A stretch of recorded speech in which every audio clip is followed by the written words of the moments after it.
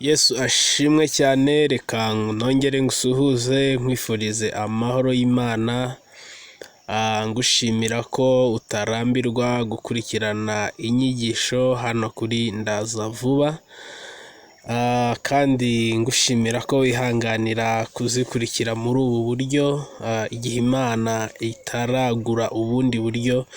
Dushimye ko tuba tubikora gutya kugira ngo ijambo ry'Imana ritambuke mu buryo bwose bushoboka, ariko ritambuke. Imana rero ikugirire neza. Ni mwene so Iranzi Alfred. Uyu munsi tuganire ijambo ry'Imana dusanga mu rwandiko rwanditswe na Yakobo, igice cyaho cya mbere, dusome ku murongo wa 12. Haravuze ngo hahirwa uwihanganira ibimugerageza, kuko namara kwemerwa azahabwa ikamba ry'ubugingo, iry'Imana yasezeranije abayikunda. Hahirwa umuntu wihanganira ibimugerageza. Bivuze yuko ntabwo hahirwa umuntu utihanganira ibimugerageza. Ibigeragezo ku mukristo, ibigeragezo ku wizera, ntabwo bibujijwe, ntabwo bicyashywe, ahubwo hahirwa umuntu ubyihanganira. Ndagira ngo nkubwire impamvu zigera nko kuri enye zituma Imana ishobora kwemera ibigeragezo bigera ku mukristo. Abakristo benshi bakunze kwibaza ngo kubera iki ibi bintu, abandi bakavuga ngo ese ngo Imana umuntu ikunda yamugerageza. Yego, yamugerageza, yakemera ibigeragezo biza kubera impamvu imwe, ebyiri, eshatu, enye n'izindi nyinshi, ariko ngiye kukubwira enye muri zo zituma Imana ibyemera. Impamvu ya mbere, Imana yemera ko ibigeragezo bigera ku mukristo, bigera kuwo ikunda, bigera kuwo ireba. Impamvu ya mbere, Imana ibigira ngo wowe wikureho amaso, unayakure ku bantu, uyahangeyo yonyine. Hari igihe abantu baba bafite ibindi byishingikirizo, muyomba, mamudogo, abantu batandukanye, diplome yanjye n'ibindi n'ibindi. Imana rero yigira ngo ubikureho amaso, uyahangeyo yonyine, umenye ko ari nta yindi Mana igira ikimarira abantu, umenye yuko byose bibaho mu bushake bw'Imana, irabyemera bikakubaho. Yesu ashimwe cyane. Imana yemera ko bikugeraho. Impamvu ya kabiri ituma Imana yemera ko bikugeraho ibigeragezo bigera ku mukristo, Imana ibigira ngo ikwigishe, iguhishurire abantu muri kumwe.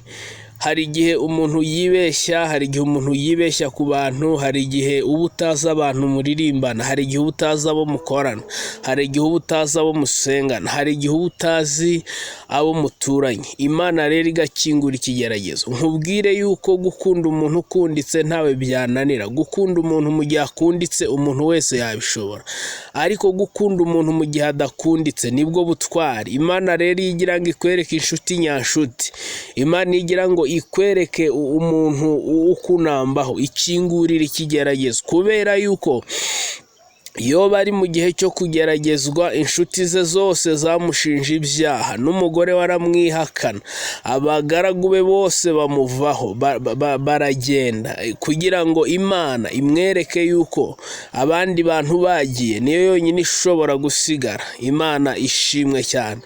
Impamvu ya gatatu ituma Imana yemera ko ibigeragezo bigera ku mukristo, Imana ibirimo iragira ngo iguhe ubwiza, iguhe ubwiza buruta ubwa mbere. Ubwiza buruta ubwa mbere no kuvuga ngo iki ibigeragezo bikorera umuntu biramwigisha, hari icyo bikura ku buzima bwe, hari icyo bimukuraho, hari ahantu bimukura. ngira ngo abantu mwese muzi abahinzi b'icyayi cyangwa se abahinzi b'urutoki, abahinzi b'ishyamba se, iyo ibintu bishaje babanza kugira ibyo bakuraho bagatema kugira ngo byongere bishibuke. Yobu yaravuze ngo haracyariho ibyiringiro yuko igiti iyo gitemwe cyongera kigashibuka kikagira amababi y'ibitontome, no kuvuga ngo kigira ubwiza buruta ubwo cyari gifite. Imana rero iyo ibishaka, niba mwibuka Yobu neza, igihe Imana yongeye kumwurura ikamusubiza ubuzima, Yobu yakiriye umugisha dabo dabo, mu matungo dabo, mu rubyaro dabo, ibintu byose Imana ibigarura ari dabo, kuko Imana yari imuhaye ubwiza buruta ubwa mbere. Impamvu ya kane ituma Imana yemera ko ibigeragezo bigera ku muntu, Imana ibigira ngo ikoze isoni Satani azi yuko aramutse agukuyeho abana utakomeza guhamya Imana, azi ko aramutse akwirukanishije mu kazi utakongera guhamya Imana, ariko Imana ikavuga ngo niyo biriya byose byaba bidahari yakomeza akampamya, yakomeza akanezererwa, yakomeza akanshima. Imana rero ikingurira ikigeragezo kugira ngo ikoze isoni Satani, imubwire ngo nubwo biriya byose bimubayeho, nubwo biriya byose ahuye nabyo, ntabwo arareka gukomeza kumpanya. Imana iguha umugisha.